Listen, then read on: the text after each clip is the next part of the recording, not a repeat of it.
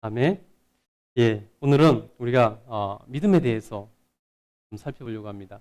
믿음은 어떻게 우리가 가지게 되는가? 믿음은 어떻게 우리가 성장하게 되는가? 믿음은 어떻게 우리가 지킬 수 있는가? 이런 부분들을 우리가 좀 살펴보려고 합니다. 오늘 말씀의 배경이 되는 앞부분을 우리가 먼저 좀 살펴볼 필요가 있습니다. 오늘 본문 말씀 앞에 보면요, 그 앞에 보면은 예수님께서 귀신 들려 눈 멀고 말 못하는 사람을 고쳐주셔서 그 사람이 다시 말도 하고 보게 되었습니다. 이 사건을 사람들이 많이 보고 목도했습니다. 많은 사람들이 예수님이 귀신 들려 말 못하고 또 보지 못하는 사람을 치료해 주신 것을 이렇게 옆에서 봤습니다. 여러분, 그러면은 이 수많은 사람들이 그것을 지켜본 그 수많은 사람들이 마음속에 자동으로 생기던 그러한 질문이 생깁니다. 스스로에게. 뭐냐면 바로 도대체 이분은 누구신가? 이분을 내가 어떻게 규정해야 되는가? 이분의 정체성에 대해서 내가 어떻게 받아들여야 되는가 하는 의문을 갖게 되는 것입니다. 여러분, 사실 자기 눈앞에서 그런 충격적인 일이 일어나면은 그 일을 행한 분에 대해서 우리가 어떻게든지 규정을 해야 되는 것이죠. 어떻게든지 그 사건을 받아들이기 위해서는 그 일을 행한 분을 우리가 어떻게든지 규정을 하고 나름대로 판단을 하고 받아들이게 되는 것이죠. 이 사건을 목도한 사람들, 그분을 어떻게 받아들일 것인가, 스스로에게 그런 질문을 하고 스스로 판단을 하고 결정하는 그런 과정을 치르는 것은 너무나 당연한 절차에 해당되는 것입니다. 사람이라면 누구나 그렇게 되는 거죠. 오히려 그렇게 생각하지 않고 그냥 아무 생각 없이 지나가면 그 사람은 진짜 아무 생각이 없는 사람이죠. 이상한 거죠. 사람은 누구든지 그런 충격적인 일을 겪고 또 경험하게 되면, 보게 되면 누구든지 다 그런 생각을 할 수밖에 없게 되는 것입니다. 여러분, 이 사건을 경험하면서 그 많은 목격자들은 어떤 마음을 가졌을까요?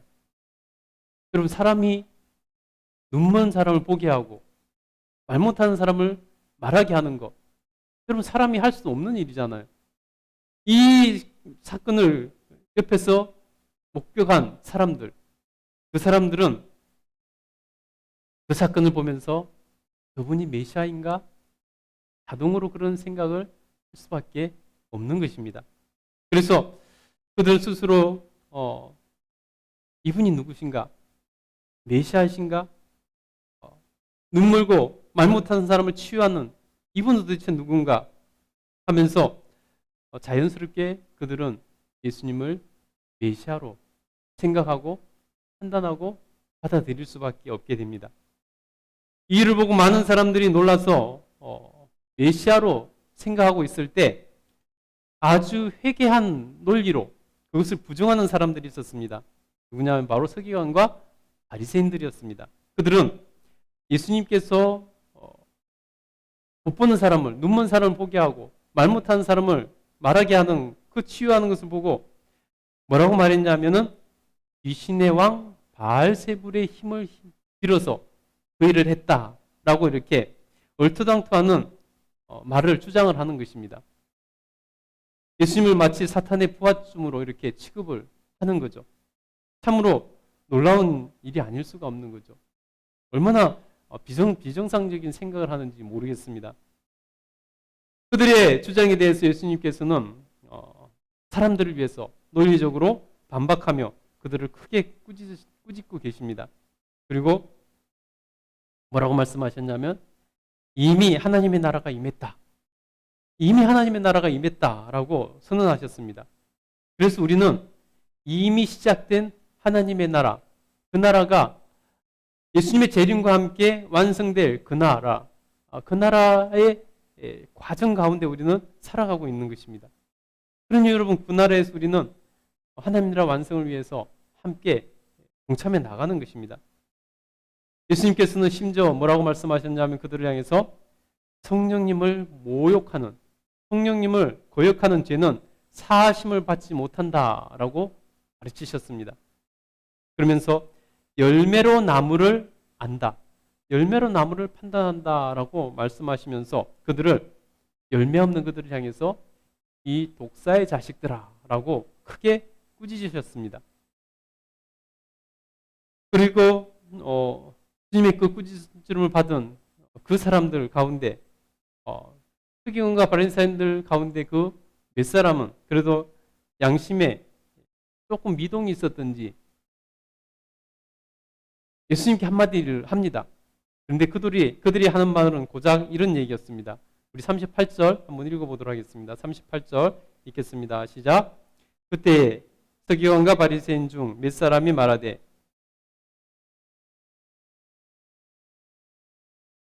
아멘.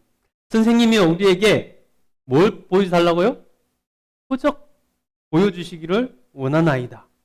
여러분 그들이 예수님께 이미 놀라운 표적을 보여주셨음에도 불구하고 예수님께 선생님이요 우리에게 표적을 보여주세요. 당신이 더 큰 표적을 보여주시면 메시아인 줄 확실히 우리가 믿겠습니다. 이런 말입니다. 여러분 이것은 얼핏 보기에 그럴듯해 보이고 예수님을 받아들이려나 보다 하는 그런 선한 마음으로 한 얘기같이 들릴 수도 있습니다. 근데 여러분 이미 예수님께서 수많은 표적, 수많은 기적들을 보여주셨습니다.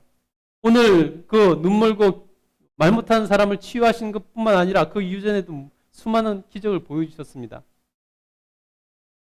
대부분의 사람들은 오늘 이 사건 앞에서 이 표적 앞에서 놀라면서 예수님을 메시아이신가? 메시아인가 보다. 메시아가 아니면 어떻게 저럴 수가 있는가? 어떻게 눈먼 사람을 치료하실 수 있고 어떻게 말 못하는 사람을 말을 할 수 있는가? 하면서 대부분의 사람들은 예수님을 메시아로 규정하고 메시아로 받아들이고 있는 상황 가운데서 누구보다도 하나님을 잘한다고 하나님 말씀을 잘한다고 하는 이들은 예수님께 대해서 다른 표적을 보여달라고 그러면 메시아로 믿겠다고 이렇게 말하는 것입니다. 여러분 정말 이들이 더 큰 표적을 보여주면 다른 무슨 표적을 보여주면 그들이 예수님을 메시아로 받아들일까요? 그들이 정말로 예수님을 메시아로 믿을까요? 저는 단언컨대 그들이 절대 그렇지 않을 것이라고 믿습니다. 그럼 복음서를 읽어본 사람은 누구든지 그렇게 깨달았게 될 것입니다.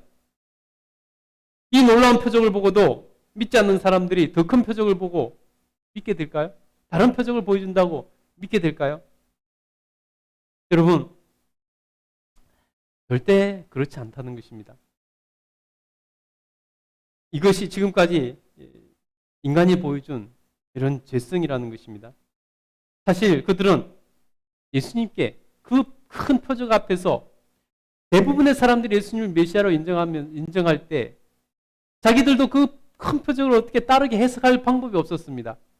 그래서 그들도 그 표적 앞에서 뭔가 규정을 해야 되겠는데 그렇기 때문에 그것을 부정할 수는 없고 그러다 보니까 그들이 하는 말은 그들이 예수님을 받아들이지 않을 믿지 않을 부실 명분을 찾았다는 것입니다.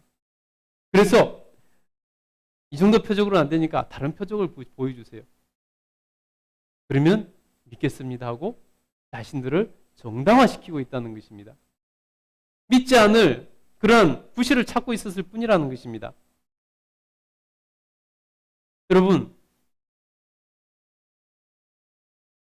혹시 예수님을 더 깊이, 더 온전하게 믿지 않을 그러한 이유를 찾고 있지는 않습니까?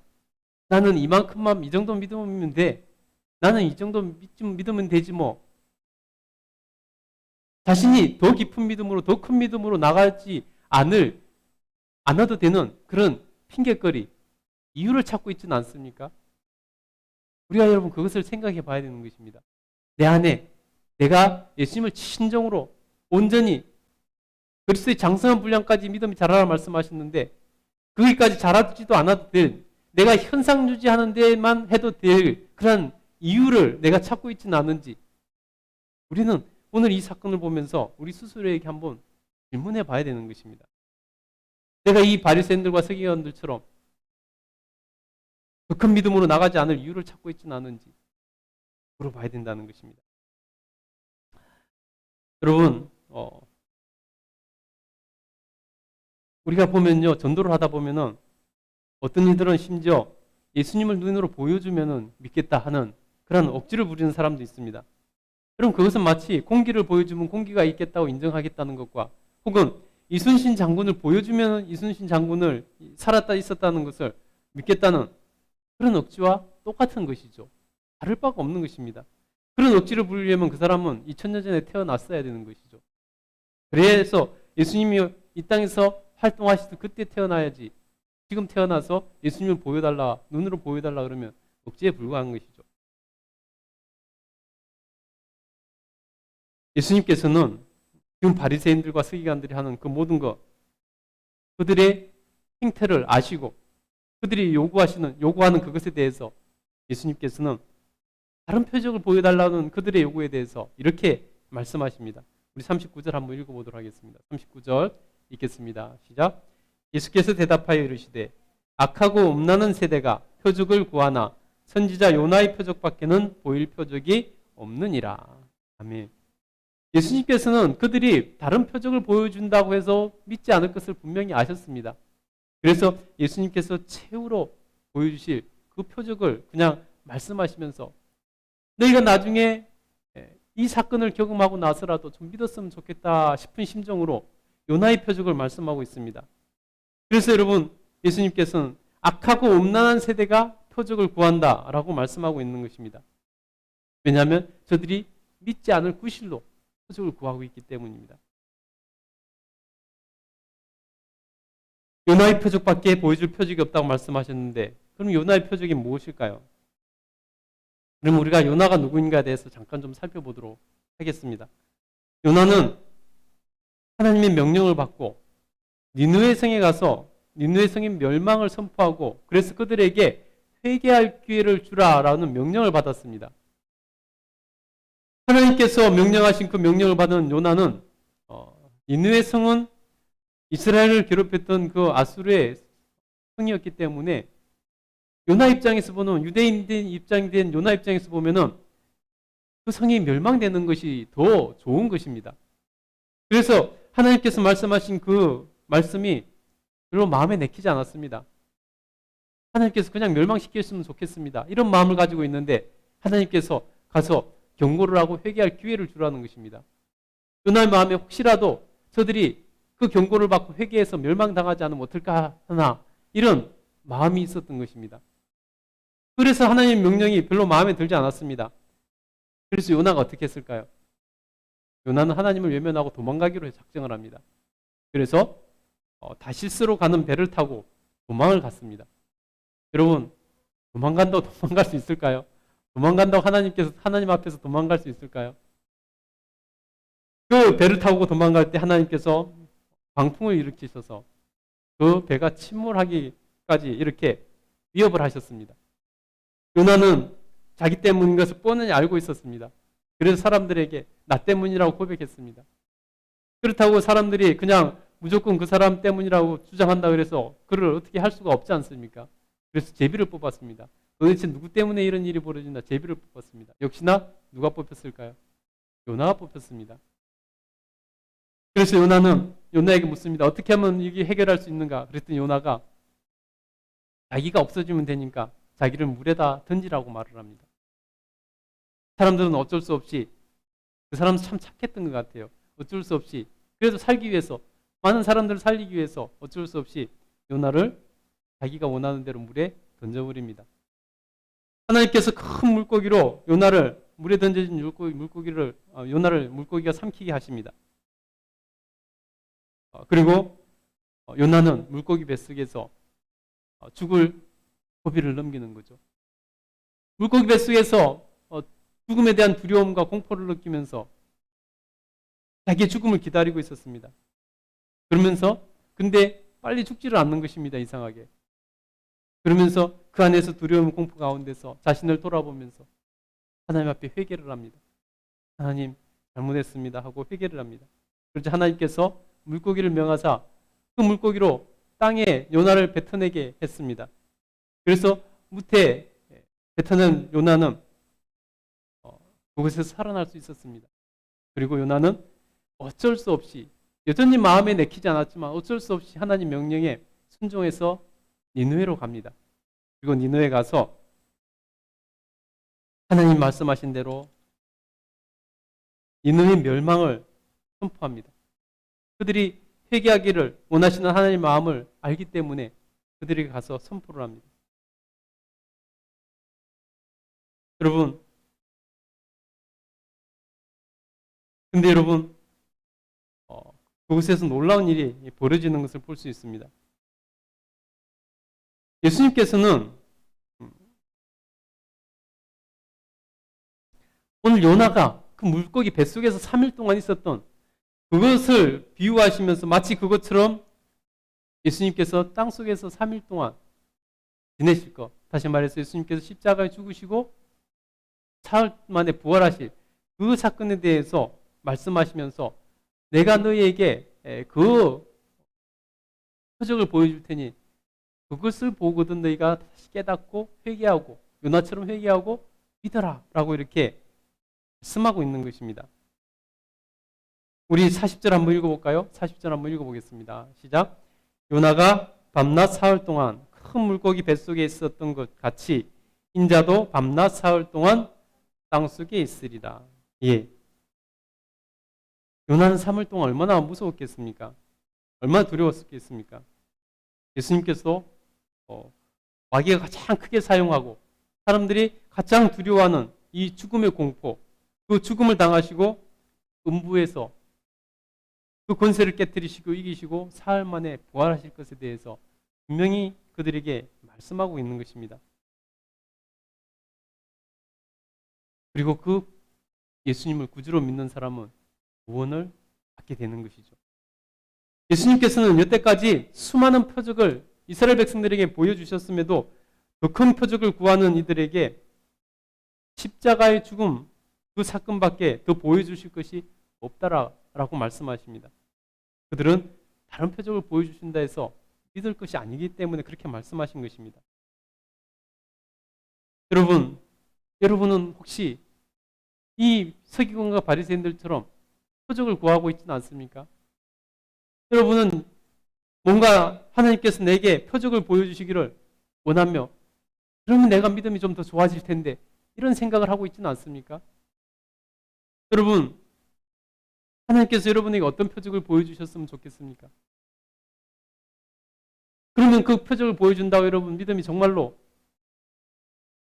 온전해지고 커지고 그리스도의 장사한 분량까지 잘할 수 있을까요? 여러분, 우리가 여기서 한번 질문을 한번 해봅시다. 믿음은 어떻게 가지는 것일까요? 믿음은 어떻게 성장하는 것일까요?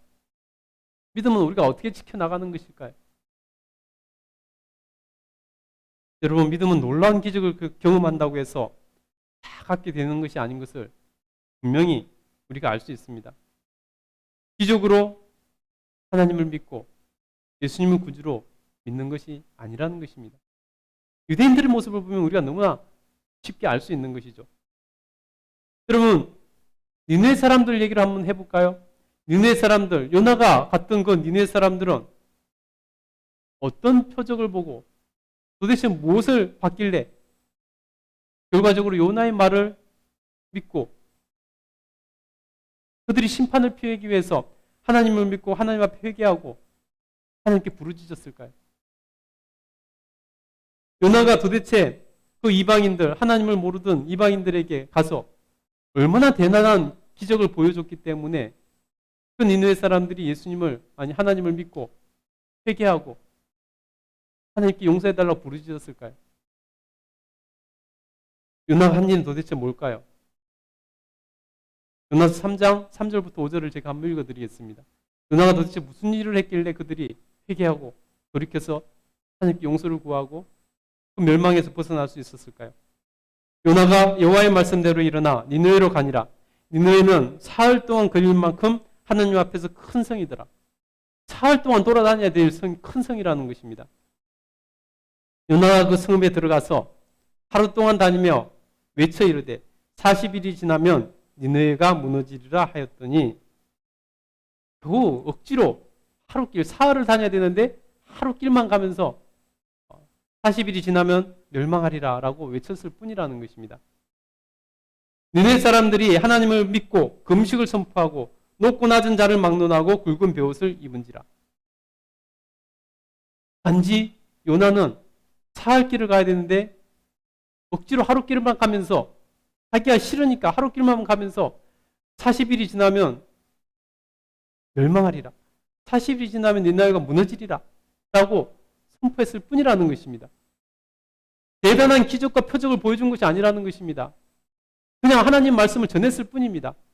그런데 그들이 하나님을 믿고 회개를 선포하고 하나님께 용서를 구하고 부르짖고 하나님 앞에 믿음을 보이더라는 것입니다. 여러분, 요나가 한 일이 무엇입니까? 무슨 표적을 보여줬나요? 무슨 기적을 보여줬나요? 그래서 그들이 믿었습니까? 그렇지 않다는 것입니다.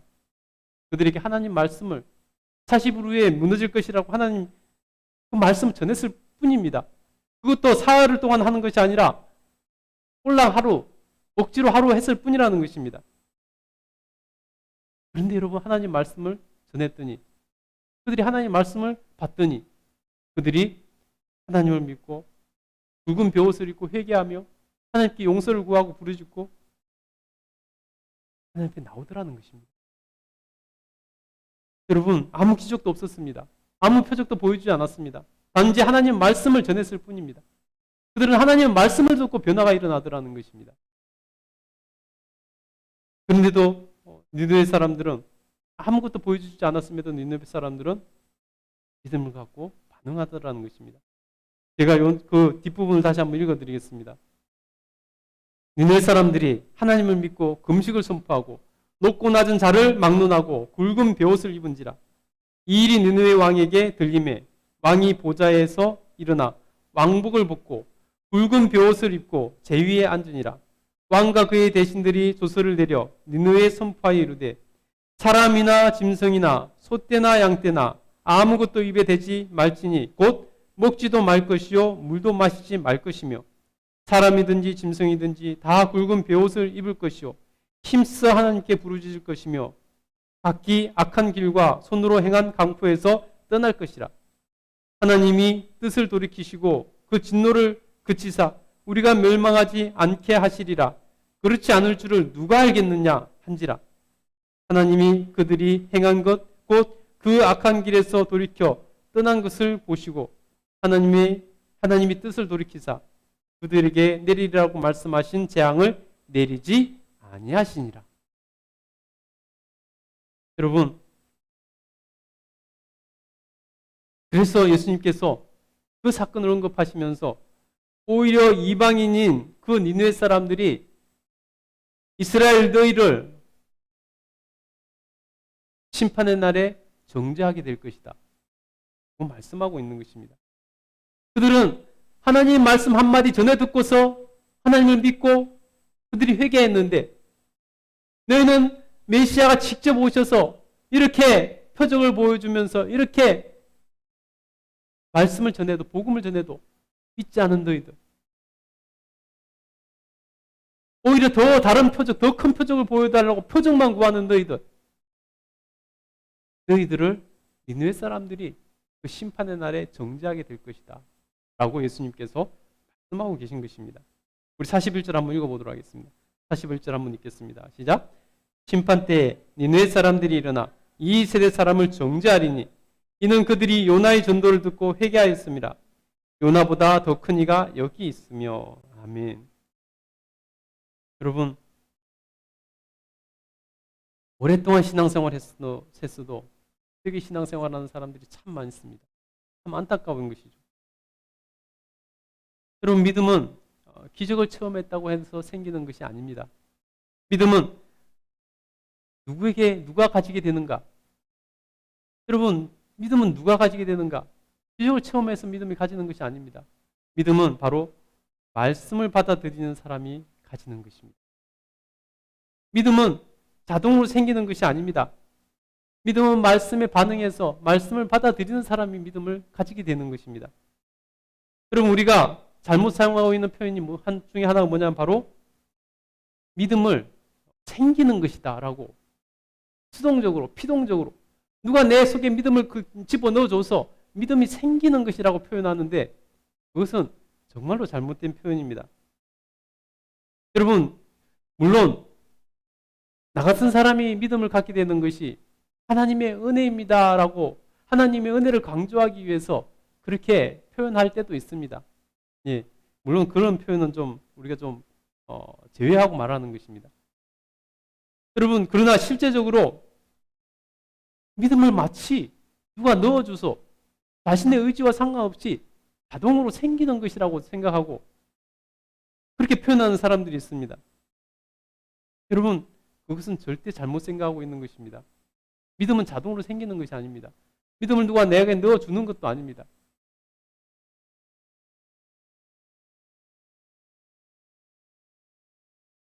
여러분 우리가 믿음을 특별히 하나님이 우리에게 믿음을 넣어주셔서 우리가 믿음이 생긴다 라고 이렇게 생각을 하는데요. 그것은 잘못된 생각입니다. 만약에 여러분 그런 생각을 갖게 되면요. 우리 입장에서는 편합니다. 왜냐하면 내 믿음 없는 것을 하나님 책임으로 돌릴 수 있고 내 믿음이 성장하지 않는 것을 하나님 책임으로 돌릴 수 있고 내 믿음이 작은 것을 하나님이 내게 믿음을 주시지 않아서 그랬어 라고 쉽게 말할 수 있기 때문에 우리 입장에서 그렇게 표현하면 굉장히 우리가 편합니다. 그래서 그런 표현들을 많이 하는데요. 성경은 우리에게 그렇게 말씀하지 않습니다. 우리에게 믿으라고 표현합니다. 예수 그리스도를 믿으라. 그리하면 너와 내 집이 구원을 얻으리라. 라고 말씀하시는 것입니다. 믿어야지 구원을 얻는다는 것입니다. 우리에게 믿음이 자동으로 생길 것이니까 구원을 얻으라 이렇게 말씀하지 않습니다. 성경을 읽어보세요. 성경은 우리에게 믿음을 가지라. 믿으라고 말씀합니다. 그것은 여러분 우리가 우리의 의지를 가지고 믿으라는 것을 표현하고 있는 것입니다. 믿음은 하나님께서 일방적으로 우리에게 주입시켜 주는 것이 아니라는 것입니다. 하나님은 우리에게 믿으라고 하시지 믿음을 넣어준다고 말씀하시지 않습니다. 믿음의 책임이 누구에게 있는지 분명히 말씀하고 있는 것입니다. 여러분 만약에 우리가 하나님이 믿음을 넣어주신 사람만 하나님을 믿는다면 어떻게 될까요? 그러면 믿음을 안 넣어준 사람은 믿을 수 없어서 하나님을 믿을 수 없으니 그래서 구원받지 못하면 누구 책임이 되는 것입니까? 하나님 책임이 되는 것이죠. 그러나 성경은 분명히 말합니다. 예수 그리스도께서 모든 세상의 모든 사람이 구원을 얻기를 원하신다고 말씀하고 있습니다.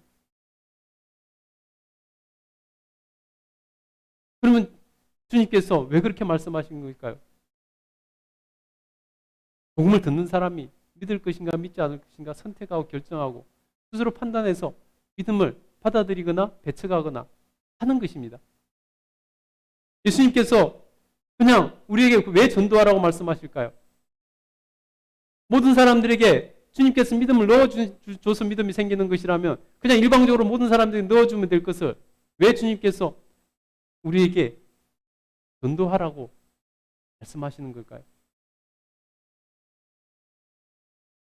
믿음은 전에 들은 사람이 스스로 하나님 주신 자유의지로 선택하는 것이기 때문이라는 것입니다. 그래서 성경은 우리에게 믿으라라고 말씀하시는 것입니다. 그리고 믿음과 불신앙에 대한 책임을 물으신다고 말씀하고 있는 것입니다. 그래서 믿 없는 사람은 구원을 받고 천국에 들어가는 것이고 믿지 않는 사람은 그 책임으로 지옥에 들어가는 것이라는 것입니다. 여러분 믿음을 하나님께서 일방적으로 넣어주셔서 어떤 사람은 믿고 넣어주시지 않는 사람은 안 믿는 것이라면 그 책임을 물어서 누구는 천국 보내고 누구는 지옥 가게 한다면은 그건 하나님이 공의의 하나님이 절대 될 수 없는 것 아니겠습니까? 불의의 하나님이 되는 것이죠. 하나님은 공의를 위해서 독생자 예수 그리스도를 이 땅에 보내주셔서 죽기까지 내어주셨는데 하나님은 자신의 그 공의를 위해서 그렇게까지 하셨는데 그냥 하나님께서 나 이제 다 죄 용서해 줄게 너희는 다 죄 없어 이렇게 말씀하시지 않고 하나님께서 공의를 지키시기 위해서 그 아들 독생자를 보내주셔서 우리의 죄값을 대신 지불하게 하셔서 그래서 우리를 죄에서 구원해 주셨는데 그 공의의 하나님이 어떤 사람은 믿음을 넣어주시고 어떤 사람은 믿음을 넣어주지 않으셔서 믿음을 넣어주지 않은 사람이 지옥 가게 한다. 이거는 있을 수 없는 일이고 절대 하나님의 공의에 맞지 않는 일이라는 것입니다. 그러니 여러분, 믿음은 복음을 들은 사람이 믿음으로 그 믿음을 받아들일 것인가 아니면 배척하고 불신할 것인가 그것을 결정하는 것입니다. 여러분, 그래서 주님은 우리에게 자유의지를 주셨고 그 자유의지로 선택하고 결정하기를 원하신다는 것입니다. 여러분, 출애굽기에 보면요, 애굽의 황제는 정말로 누구도 경험해보지 못할 하나님 보여주신 10가지 재앙의 기적을 경험했습니다. 그럼에도 불구하고 그는 하나님의 그 놀라운 권능 앞에서 불복은 했지만은 하나님을 믿지는 않더라는 것입니다. 하나님께서 애굽의 10가지 재앙으로 하나님이 살아계신 표적을 보여주셨습니다. 여러분, 그 정도 표적이면은 아, 하나님이 정말로 살아계신구나 하고 하나님을 믿음으로 받아들여야 정상 아니겠습니까? 근데 애굽의 황제는요, 하나님 앞에서 어쩔 수 없이 굴복은 했을지언정 하나님이 살아계신구나 하고 느꼈을지언정 그래서 굴복은 했을지언정 하나님을 인정하고 굴복은 했을지언정 하나님을 믿지는 않더라는 것입니다. 하나님을 받아들이지는 않더라는 것입니다. 여러분, 그래서 여러분, 표적을 보고 예수님을 믿는다. 물론 그렇게 반응하는 사람도 있지만 그렇다고 예수님을 믿는 것이 아니라는 것입니다. 하나님께서는 우리에게 큰 선물을 주셨습니다. 그것은 뭐냐면 바로 자유의지라는 것입니다. 우리를 로봇으로 만들지 않으셨습니다. 여러분, 우리가 다 로봇가 돼서 돌아다닌다고 생각해 보세요. 얼마나 이상하겠습니까? 하나님은 우리를 로봇으로 만들지 않으시고 우리 각자에게 자유의지를 주셨습니다. 하나님께서는 인간이 스스로 판단하고 결정할 수 있는 의지를 주신 것입니다. 하나님은 창조하실 때부터 우리에게 주신 이 자유의지를 얼마나 끝까지 존중해주고 계신지 모릅니다. 여러분, 한번 생각해 보세요. 아담과 하와가 선악을 알게 하는 나무 열매를 먹게 되면 어떤 일이 일어날 줄 하나님께서는 알고 계셨습니다. 그렇지만 하나님께서는 그들 스스로 자유의지를 가지고 스스로 판단하고 결정하기를 원하셨습니다. 그래서 하나님께서는 그들에게 그 열매를 먹고 나면 어떤 일이 벌어질 것인가에 대해서 자세히 설명을 해주셨습니다. 경고를 하셨습니다. 그리고 너희가 결정해. 너희가 선택하는 거야. 라고 하나님께서 그들에게 자유의지를 주셨다는 것입니다.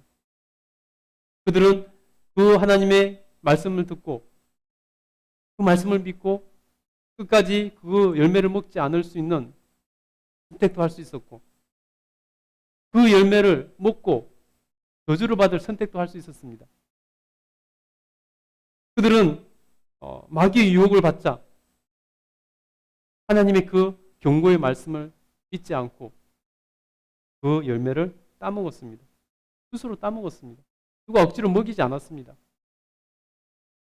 그리고 그 결과는 너무나 비참하게 그들에게 돌아왔던 것입니다. 우리가 알듯이 너무나 비참했습니다. 여러분, 우리의 믿음도 마찬가지입니다. 이미 하나님께서는 우리에게 믿음과 불신앙의 결과에 대해서 우리에게 말씀하셨습니다. 그리고 우리가 그 가운데 선택하기를 원하시는 것입니다. 이제 우리는 우리 자신에게 주어진 자유의지로 하나님을 믿을 것인가 아니면 배척할 것인가 불신앙할 것인가를 선택하는 것입니다. 여러분은 어떤 선택을 하겠습니까? 여러분, 제가 얼마 전에 결혼식 주례를 했습니다. 신랑 신부가 교회 출석을 몇 년째 안 하고 있는 그런 사람이었습니다. 그러면서 스스로 믿음이 있다고 이렇게 하는 그러한 사람들이었습니다.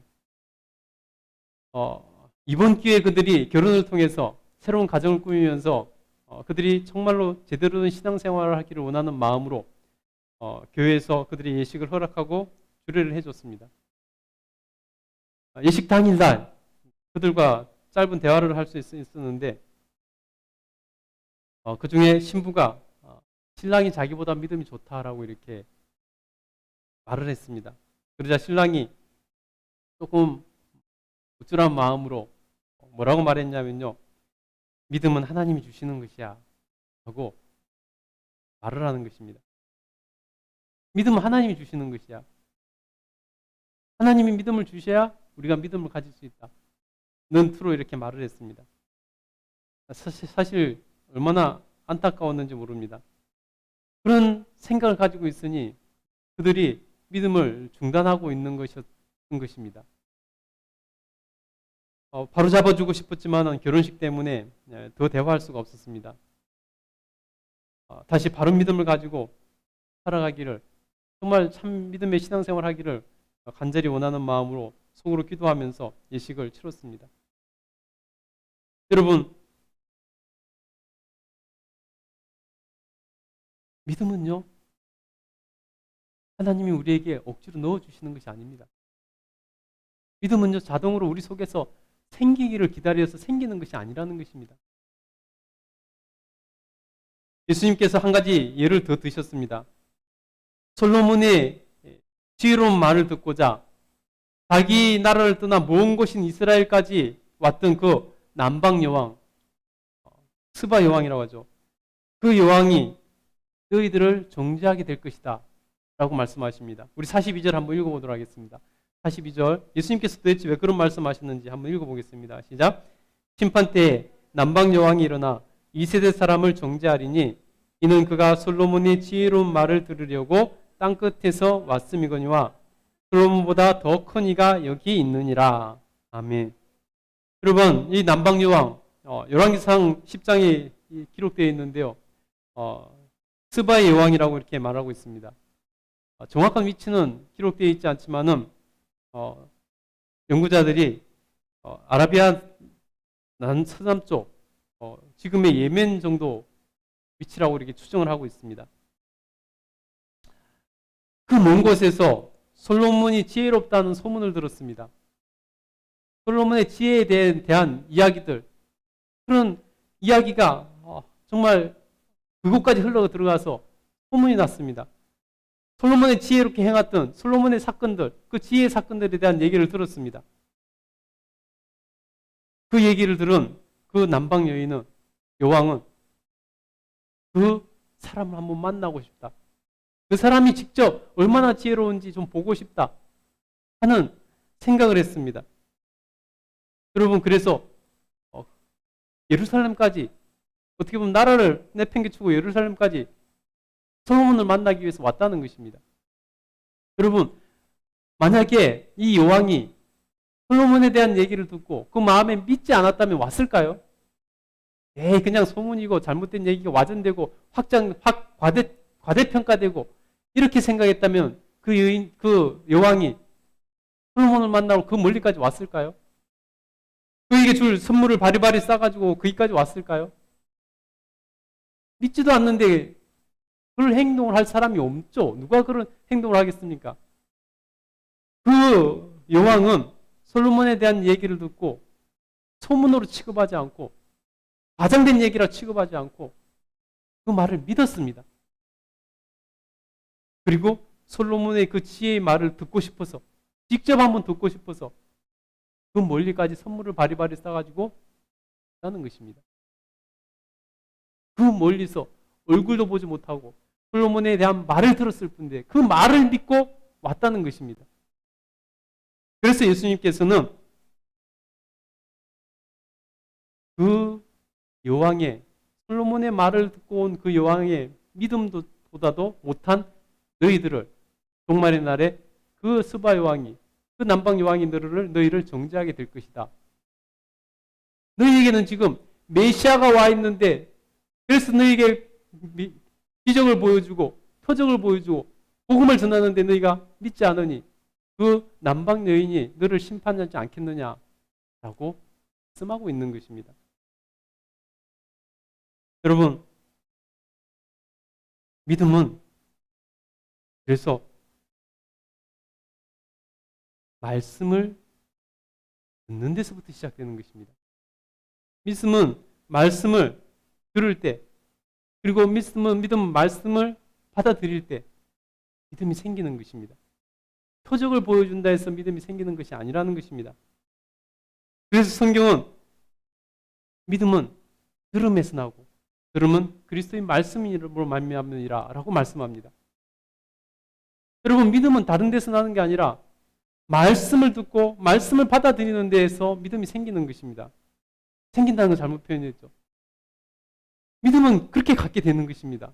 말씀을 듣고 말씀을 받아들임으로 믿음을 갖게 되는 것입니다. 내가 말씀을 듣고 내 자유의지를 가지고 그것을 듣고 이 스바의 왕처럼 듣고 판단하고 믿는 것입니다. 그래서 여러분, 믿음이 이렇게 하나님의 말씀을 믿는 것입니다. 자신의 의지로 말씀을 믿는 것이고 말씀을 신뢰하고 말씀대로 살아가는 것입니다. 그때 여러분, 우리의 믿음이 생기는 것이고 우리의 믿음이 성장하는 것이고 우리의 믿음을 지켜내는 것입니다. 여러분, 표적을 구하는 사람들은요, 나중에 표적이 잠잠해지면 그들은 믿음도 떨어집니다. 그리고 결국 하나님을 떠나기도 합니다.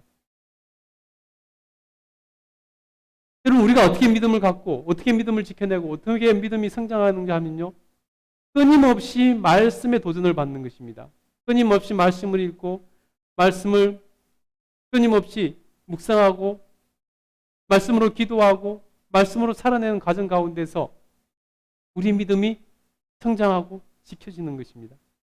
그래서 여러분, 성경을 그렇게 읽으라고 말씀하는 것입니다. 그래서 주님은 성경은 말씀을 읽고 믿으라 라고 하는 것입니다. 여러분 자유의지를 가진 사람들입니다. 여러분이 내 믿음을 스스로 결정하는 것입니다. 그리고 그 결과에 대한 책임도 있는 것입니다. 여러분, 믿음이 성장하지 않는 사람의 특징이 뭔지 아세요? 왜 믿음이 성장하지 않는 줄 아세요? 믿음이 성장하지 않는 사람은요, 아무리 그가 마음속에 큰 믿음을 가지고 싶은 욕심이 있어도 믿음이 성장하지 않는 이유는요, 그런 사람의 공통점은 바로 하나님 말씀을 가까이 하지 않는 사람입니다. 하나님 말씀을 가까이 하지 않고 절대 믿음이 성장할 수 없습니다. 그러면서 스스로 하나님께서 나에게 큰 믿음을 주시라고 기도합니다. 믿음은요, 큰 믿음 달라고 기도해서 큰 믿음이 생기는 것이 아닙니다. 믿음은 늘 말씀을 읽고 묵상하고 늘 말씀을 가까이 하고 말씀대로 살려고 도전하고, 그래서 말씀이 내 삶의 일부가 될 때 그때 믿음이 성장하는 것입니다. 그때 큰 믿음, 그리스도의 장성한 분량까지 자라는 것입니다. 여러분, 믿음이 성장하기를 원하십니까? 큰 믿음을 가지기를 원하십니까? 그렇다면 여러분, 말씀을 읽으십시오. 말씀을 가까이 하고 말씀을 묵상하세요. 말씀을 연구하고 배우세요. 말씀을 내 삶에 체화시키세요. 그러면 믿음이 성장하고 믿음이 유지되고 그리스도의 장성한 분량까지 자라고 천국에 이를 때까지 그 믿음을 지켜낼 수 있을 줄 믿습니다. 여러분, 개인의 성향에 따라서, 개인의 경험에 따라서, 개인의 기질에 따라서 그 믿음이 더 쉽게 갖게 될 수도 있고 더 쉽게 자랄 수도 있고 아니면 좀 더딜 수도 있습니다. 그 속도의 차이는 있을지 모르지만은 우리가 나의 믿음은 말씀에 반응해서 스스로 결정하는 것입니다. 여러분, 큰 믿음을 가지기 원한다면 말씀을 끊임없이 받아들이고 말씀을 끊임없이 순종하며 나가면 되는 것입니다. 여러분, 그리고 놀라운 결과를 여러분 경험하게 될 줄 믿습니다. 여러분 모두가 예수님을 믿음으로 구원의 여정에 동참하여서 정말 천국에 들어갈 수 있게 되기를 간절히 축복합니다. 기도하겠습니다.